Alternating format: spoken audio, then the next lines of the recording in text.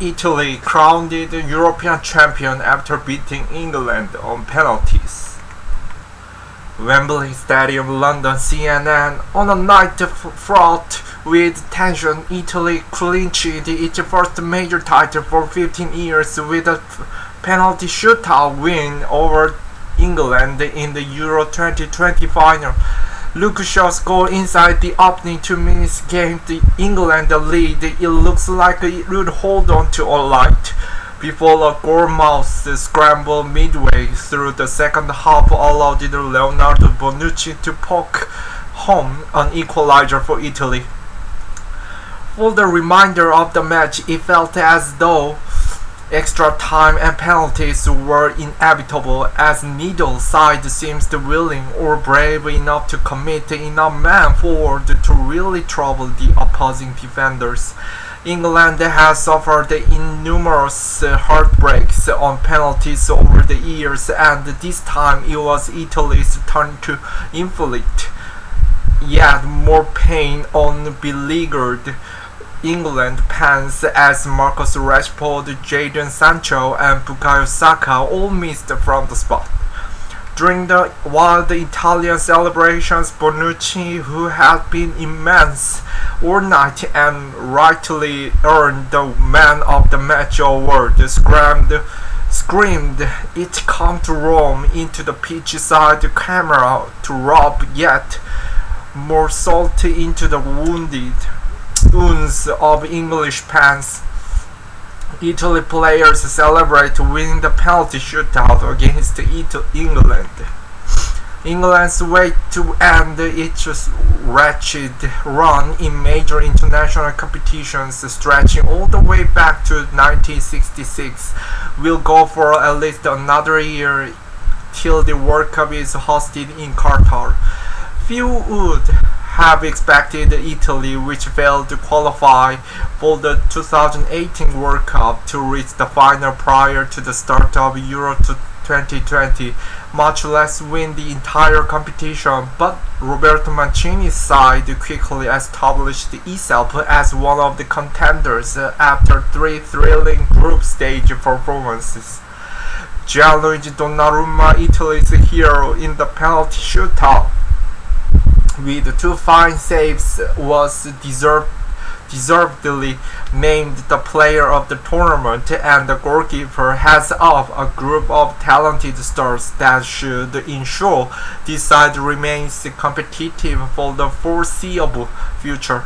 As for England, this defeat is likely to sting for quite some time to come for players and fans alike, but the squad at least has the consolation of knowing it has provided the country with a tournament run not seen for more than 5 decades. Anticipation. Wembley Way, the famous road leading up to England's national stadium, was having as many as 7 hours before kickoff. Many of the fans here in the early afternoon didn't even have tickets, instead choosing to just soak up the atmosphere before moving on to watch the match elsewhere. The fridges that stocks the beer on one of the grocery stores closest to Wembley Stadium were almost completely empty by late morning.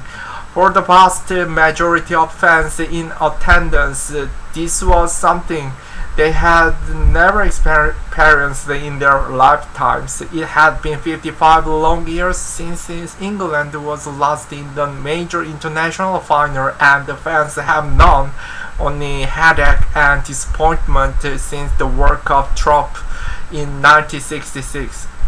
One couple considered it such a momentous occasion that they decided to get married on Wembley Way just hours before kickoff, both dressed in full wedding attire and holding up England shirts with Mr. and Mrs. printed on the back.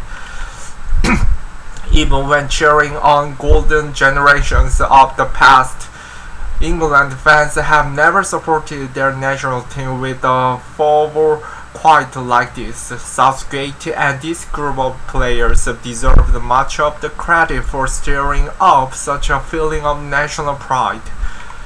Fans provided the electric atmosphere inside the Wembley before kickoff.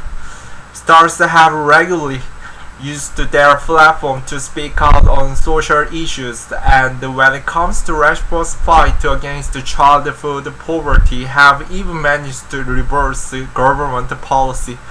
I think we've got good players and the Ice Boys, but more importantly, relative boys. England journalist Darren Lewis tells CNN, I think the secret to the success of this team is that the people in charge of the England team, and I mean the PR team around them, have allowed them to speak on issues that affect them, on issues that people can connect with.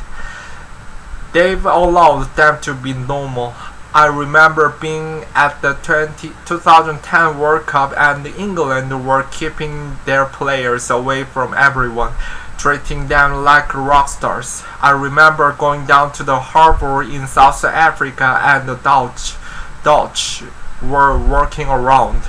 They were finalists that year, working around, talking to people, and enjoying themselves. I think this regime, who are looking after the people, they realize that it's important just to let the players be players, let them be men who people can connect with. If you walk through some part of the crowd, I remember doing it after games and being struck by the diversity in the crowd, black, brown, white. Everyone wants to be a part of this England because they identify with Raheem Sterling, Harry Kane, Tyrone Mings, Jordan Henderson. They identify with these players because these players aren't detached. They care about their communities. They care about the people in the places they come from, and that means a lot to the general public, anyone but England. However, that feeling of goodwill towards the national team seems to extend no further than England's borders. Ahead of the final, viral memes have shown a map of Europe covered in Italian flag to signify the support of every other country on the continent. Much of the animosity towards the England and each fans seems to have stemmed from the chant of football's coming home, the chorus of 1996 song Three Lions, which have become the national team's adopted anthem. The song was released ahead of Euro 96 hosted in England, and is about pessimism and despair, but still feeling hope that the national team may finally end in years of headache. The red arrows fly overhead during the opening ceremony. However, fans of rival countries have interpreted the chant as arrogant and presumptuous, despite the multiple attempts to explain its true meaning. First of all, there is this "it's coming home, it's coming home, it's coming." That's the begging on since the beginning, Italian journalist Tancredi Palmieri told CNN. At the beginning, it was nice, but then it sounds like you owe us, like it belongs to us, so you owe us, and the people will say, no, nobody owes you anything, and it doesn't belong to you. Just look at the footage of people singing all the time, "It's coming home" for a month. It doesn't really look like. We are being ironic, being sarcastic. It looks like finally we are getting back what is ours, so that is some sentiment from the outside. Some fans outside the stadium certainly didn't endear themselves to the watching world when they broke through the security barriers in their attempt to get into Wembley before the gates had been opened. fast start. In the hour leading up to kickoff, Wembley was thundering. Large swatches of English and Italian fans were mingling throughout the stadium, joining in chorus to belt out a number of songs that have become English anthems through Euro 2020. By the time the national anthems came around, neither of which are booed by opposition fans, Wembley felt as though its very foundations were rocking. When Shaw scored, then with less 2 minutes on the clock, the 60,000 or so fans inside the stadium raised the decibels to levels this ground has never heard before. It was a wonderful move too, with Shaw getting on the end of Kieran Trippier's deep cross to the far post to finish off the rapid counter-attack.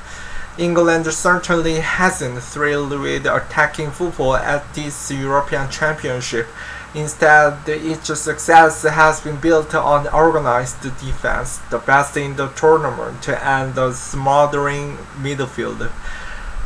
However, the players perhaps sensed this was on occasion like no other and put Italy on the back foot from the first whistle.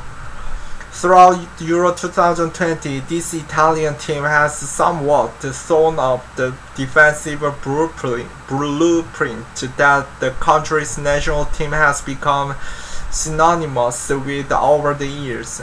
Though it still boasts tremendous defensive leadership and organization in veteran center pairing Bonucci and Giorgio Chiellini, it's been the more fluid and aggressive attacking style that has caught the eye. In the first 25 minutes of this contest, however, they had been stripped entirely by the England team that wasn't offering them a moment to rest on the ball. On the rare occasion Italy did enjoy any extended period of opposition, boos rang loudly around the stadium, and when a foray forward was ended by the wayward pass, England's fans erupted into rapturous cheers. Italy was still showing brief flashes of the exciting football that had gone it this ball, notably through the quick-foot Lorenzo Insigne, but its players were quickly met with solid white wall whenever they threatened to passion a sight of goal. Mancini's side did create one opening before the half was overthrew Federico Chiesa, the goal hero from the Italy's semi-final win over Spain, who picked up the ball from deep and drove towards the box, but could only drag his shot wide of Jordan Pickford's post. Before the roar that greeted the referee's halftime whistle, for the first time all evening Wembley had quietened down significantly. The first half had gone as perfectly as these fans could have dreamed of. Perhaps they were already nervously allowing themselves to believe. Italy rallies. Less than 5 minutes into the second half, however, Insigne fired a direct free kick not too far wide of Pickford's post, just as the prompt reminder that this match was far from over. With Italy still struggling to create anything from open play, Mancini was forced into making a double substitution after only 15 minutes, bringing on Brian Cristante and Domenico Berardi for Nicolo Barella, the ineffective Ciro Immobile. The changes had almost the immediate desired impact, as Italy for the first time got behind England's back line, but Insigne's shot from the narrow angle was well blocked by Pickford. That chance rallied the Italian fans congregated behind the Victor's goal, who had fallen largely silent after their team's lackluster first half. This was now, without question, Italy's best period of the match so far. For the first time, each passing was starting to pull the English defense from the one side to another to force some opening. England soon retaliated, however, with Johnstone's rising heist on the area to head Trippier's corner towards the goal and forced Gianluigi Donnarumma to tip the ball over the crossbar. But the Italy soon got the goal its improved performance deserved. Berardi's corner to the far post somehow found its way to Marco Verratti, who saw his shot saved excellently onto the post by Pickford. But Bonucci was in the right place at the right time to tap the rebound into the empty net. Now it was the turn of the Italian fans to fill Wembley with noise as England supporters descended into a nervous silence with their team now on the back foot. The minor capitulations forced Gerard Southgate into making his first substitutions as Saka and Henderson replaced Trippier and Declan Rice. It so nearly went from bad to worse for England as Bonucci's raking long ball found Berardi bearing down on goal, but the forward could only send his volley over the crossbar.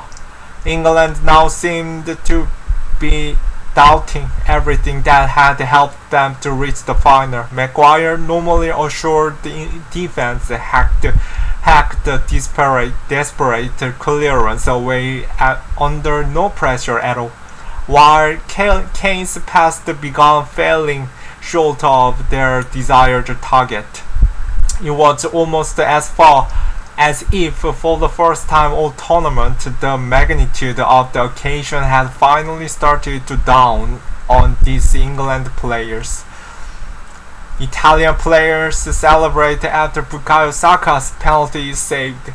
The game was on the knife edge as it entered the final 10 minutes, though Italian fans would certainly have been more confident than their English counterpart of snatching a win.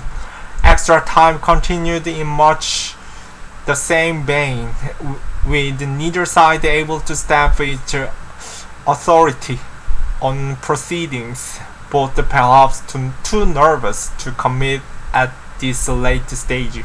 Southgate threw on Rashford 23 and Sancho 21 for the penalty shootout, but both men went on to miss as England suffered an all too familiar fate.